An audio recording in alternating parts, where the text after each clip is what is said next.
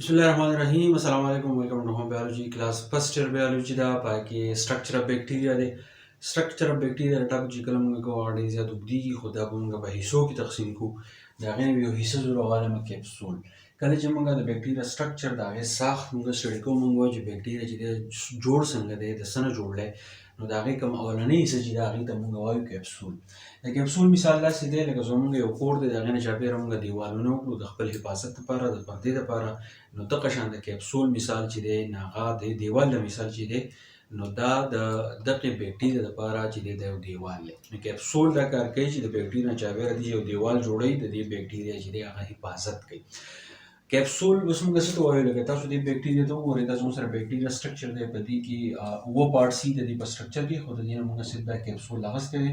چې دا داسې یو پټ یو څادر دی چې دا د بیکټیریا نه چې دی چاپېره دی نو اوس دا چې دی چې ټایټ کورینګ اراوند د بیکټیریل سیل ټایټ مطلب دا دی چې دا بالکل ډېره کلک ورغلی دا د دې نه چې دی جدا کېږي نو په ډېرو موقعو باندې دا کیپسول چې دی نو هغه دې بیکټیریا چې دی هیلپ ورکوي د دې مدد کوي اوس د دې هیلپ څنګه کوي سټیکی بل دا چې دی دا زموږ سره سټیکی دی سټیکی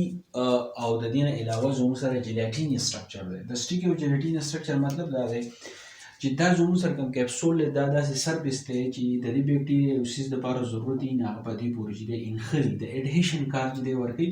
نو بالکل انخلي او چې کله د بیکټیریا د ضرورت وي نو هغه چې دی د بیکټیریا جسم کې چې دی هغه دننه ځي نو ځکه موږ وایو چې دا سټیکي دی او دا جیلاټینس دی جیلاټینس دا ټکي موږ لپاره استعمالو چې دا ډېر زیات کلک نه دی موږ وایو چې دا زموږ سره سافت دی نو د هغې د وجې نه میډ اف پالیسیکرایډز اینډ پروټین اوس دا کوم کیپسول چې دی د دې پالیسیکرایډ مطلب څه دی چې دا زموږ سره جوړ دی د کاربوهایډریټس نه ټیک شو د کاربوهایډریټس نه او د هغې نه علاوه دلته کې ما لیکلی دی پروټین دا د څه نه جوړ دی د پروټین نه جوړ دی د دې دوو څیزونو نه جوړ دی دا د سټرکچر شو چې کیپسول چې دی کاربوهایډریټ نه جوړ دی د پروټین نه جوړ دی بل د هغه نه علاوه دا زموږ سره ډېر زیات سخت نه دی دا زموږ سره سافټ دی او بل پکې دا ده چې دا سټیکي دی اډهیشن کې چې دی دا هیلپ ورکوي بل پکې دا چې سو بیکټیریا آر کالډ کیپسولیټډ بیکټیریا د کم بیکټیریا نه داسې بیکټیریا پکې شته چې د هغې نه چاپېره کیپسول نه وي خو ډېر بیکټیریا داسې دي چې د هغې نه چاپېره دا کیپسول چې دی موجود دی نو دغه بیکټیریا له موږ یو نوم ورکوو کیپسولیټډ بیکټیریا اوس دا کیپسول چې دی فنکشن څه دی پریوینټ بیکټیریل سیل فرام ډیهایډریشن ویلی کېږي چې زموږ سره کوم بیکټیریل سیل چې دی په دې کې 70% چې دی هغه اوبه وي نو 70% چې کله اوبه وي نو د هغې د وجې نه دا بیکټیریل سیل چې دی خپل سروایوال کوي نو چې کله د دې نه اوبه وځي نو دا کیپسول دا چل کوي چې د دې بیکټیریل سیل دا اوبه چې دي دا بهر د تلو نه چې دی منع کوي نو دا بیکټیریا چې دی بیکټیریل سیل دا د دې ډیهایډریشن نه منع کوي یعنې د اوبو کمی چې دی هغه نه راځي نو دا د دې فنکشن شو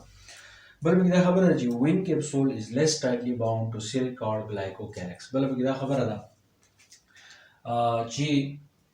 زموږ سره چې دا کوم کیپسول دی دا چې کله مطلب چې ما وایي چې دا بالکل ټایټلی باونډ وي خو داسې بیکټیریا پکې داسې چې پکې د سره کیپسول وي خو داسې پکې داسې چې د هغې پورې دا کوم کیپسول چې دی دا ډېر کلک چې دی هغه نه وي ورغلی هغه لیس ټایټلی باونډ نو هغې ته موږ ګلایکوکیلکس وایو نو ګلایکوکیلکس خو ته موږ په دې باندې وایو چې کله وایټ بلډ سیل چې دی هغه کله چې بیکټیریا وایټ بلډ سیل لوړ شي نو دا وایټ بلډ سیل دا چل کوي چې دی انګلب کوي نو فرض کړه دا زموږ سره بیکټیریل سیل دی دا وایټ بلډ سیل چې دی دا داسې رانیسي نو ګلایکوکیلکس دا دی چې دی د انګلپشن چې دی دی منع کوي نو دی بل سیل چې دی بیا نشي خوړلی کله چې د کیپسول چې دی دا زموږ سره لیس ټایټلی باونډ تاسو د کیپسول خلاصه وایم